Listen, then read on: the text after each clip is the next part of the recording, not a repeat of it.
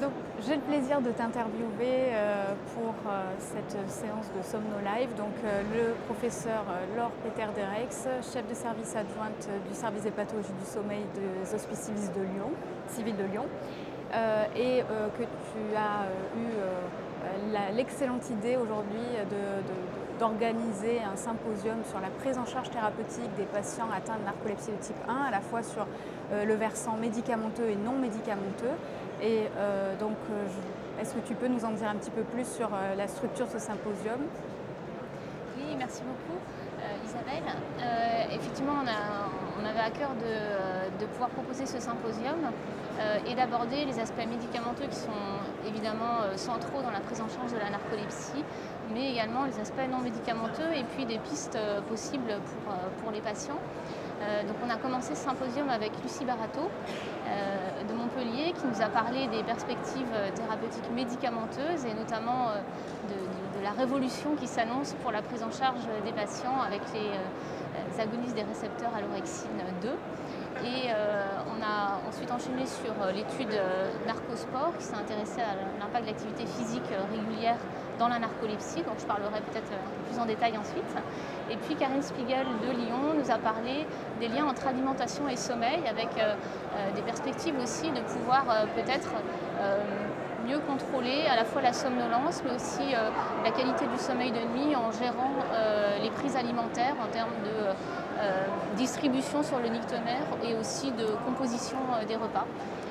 Et puis, une dernière communication qui n'a pas eu lieu, mais qui je pense est quand même importante à mentionner, qui est celle de l'impact des mesures comportementales, sieste notamment, chez les patients narcoleptiques.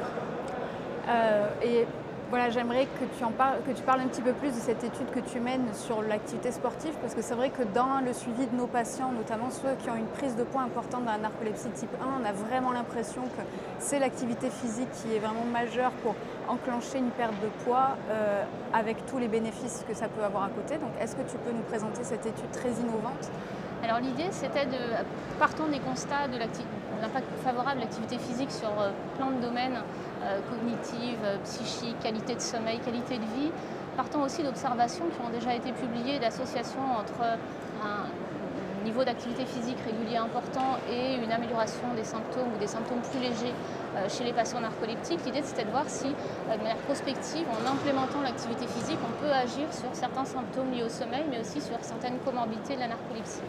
C'est une étude qui a impliqué 30 patients ayant une narcolepsie de type 1, sédentaires, donc qui ne faisaient pas d'activité physique au départ. La plupart étaient obèses et qui ont suivi un programme de réentraînement à l'effort avec 3 séances hebdomadaires pendant 6 semaines. Alors l'étude est encore en cours, on n'a pas les résultats à 6 mois avec le suivi au long terme, mais globalement les résultats à 6 semaines sont vraiment intéressants, avec un impact sur la qualité du sommeil, sur la dépression, sur certains paramètres métaboliques, sur des paramètres attentionnels cognitifs et un impact aussi sur les capacités physiques, notamment la puissance maximale aérobie, donc des résultats vraiment encourageants pour les patients. Un dernier point aussi intéressant, c'est que la plupart des patients ont vraiment suivi le programme, donc plus de 80 à 85% des séances ont été suivies avec une très bonne tolérance, pas de rebond de cataplexie, c'était un peu une inquiétude par rapport au lien sport-cataplexie. Donc voilà, l'activité physique semble sûre, safe, faisable et efficace au moins sur certains domaines, et donc c'est des résultats encourageants pour les patients.